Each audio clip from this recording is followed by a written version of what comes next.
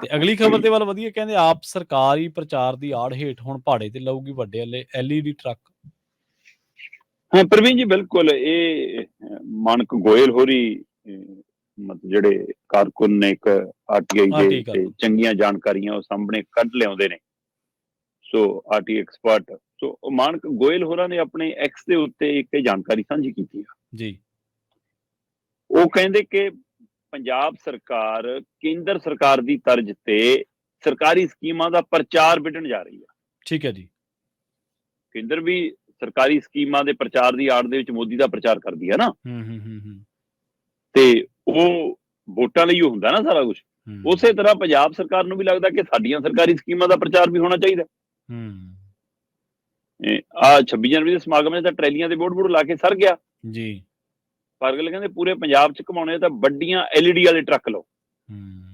ਉਹ ਪ੍ਰਵੀਨ ਜੀ ਵੱਡੇ ਟਰਾਲੇ ਹੁੰਦੇ ਨੇ, ਉਹਨਾਂ ਤੇ LEDਆਂ ਵੱਡੀਆਂ ਲੱਗੀਆਂ ਹੁੰਦੀਆਂ ਨੇ, ਦੋਏ ਪਾਸੇ ਹੁੰਦੀਆਂ ਨੇ, ਜਿੱਧਰੋਂ ਮਰਜ਼ੀ ਦੇਖੋ ਤੁਹਾਨੂੰ ਤਸਵੀਰਾਂ ਵੀਡੀਓ ਚੱਲਦੀਆਂ ਦਿਖਣਗੀਆਂ। ਹਾਂਜੀ।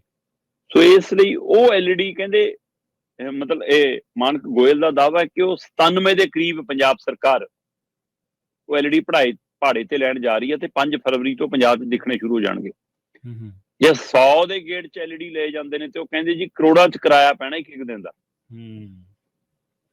ਤੇ ਉਹ ਕਿਹਦੇ ਤੇ ਬੋਝ ਪੈਣਾ? ਦੱਸਣ ਨੂੰ ਇਹ ਕਿ ਪੰਜਾਬ ਸਰਕਾਰ ਦੀਆਂ ਸਕੀਮਾਂ ਦਾ ਪ੍ਰਚਾਰ। ਭਾਈ ਜੇ ਸਕੀਮ ਲਾਗੂ ਕਰਤੀ ਔਰ ਉਹ ਸਕੀਮ ਦਾ ਲੋਕਾਂ ਨੂੰ ਲਾਭ ਮਿਲਦਾ ਹੈ, ਪ੍ਰਚਾਰ ਦੀ ਕੀ ਲੋੜ ਹੋ ਰਿਹਾ? ਲਾਭਪਾਤਰੀ ਪ੍ਰਚਾਰ ਹਾਈ ਮਿਲ ਗਿਆ ਉਹ ਚੀਜ਼ ਦਾ, ਤਾਂ ਲਾਭਪਾਤਰੀ ਆਪੇ ਜਾਣਦਾ ਕਿ ਮੈਨੂੰ ਆਹ ਸਕੀਮ ਕਿਹਨੇ ਦਿੱਤੀ ਹੈ, ਸਰਕਾਰ ਨੇ ਦਿੱਤੀ ਹੈ। ਜੇ ਉਹ ਖੁਸ਼ ਹੋਊਗਾ ਤਾਂ ਤੁਹਾਨੂੰ ਵੋਟ ਪਾ ਦੂਗਾ।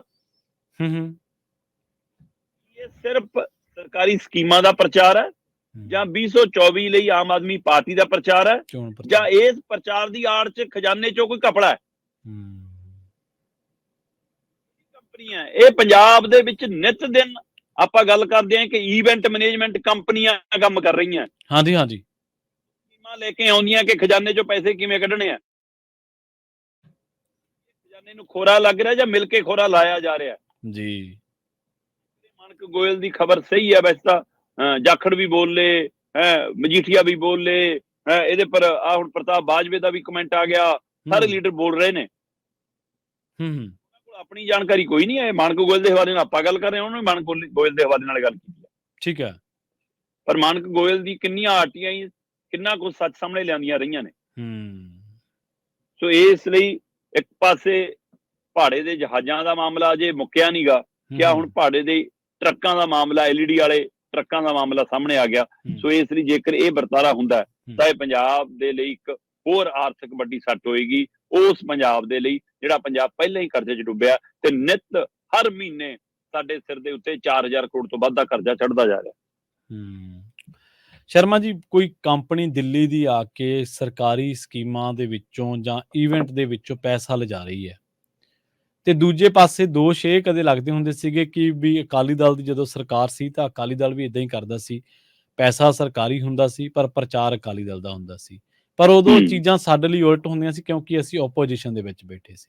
ਅੱਜ ਅਸੀਂ ਸੱਤਾ ਦੇ ਵਿੱਚ ਬੈਠੇ ਹਾਂ ਤੇ ਅੱਜ ਅਸੀਂ ਜੋ ਕਰ ਰਹੇ ਹਾਂ ਉਹ ਜਾਇਜ਼ ਹੈ।